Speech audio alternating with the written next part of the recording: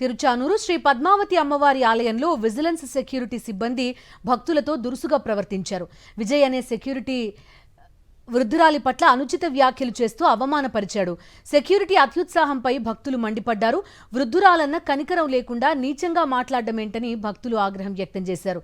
మరోవైపు తిరుచానూరు శ్రీ పద్మావతి అమ్మవారి ఆలయంలో జరిగిన వరలక్ష్మి వ్రతానికి పెద్ద సంఖ్యలో దంపతులు తరలివచ్చారు. అమ్మవారికి పూజలు చేశారు. కార్యక్రమానికి ఆలయ ఈవో, జేఈఓ, పలువురు బోర్డు మెంబర్లు హాజరయ్యారు.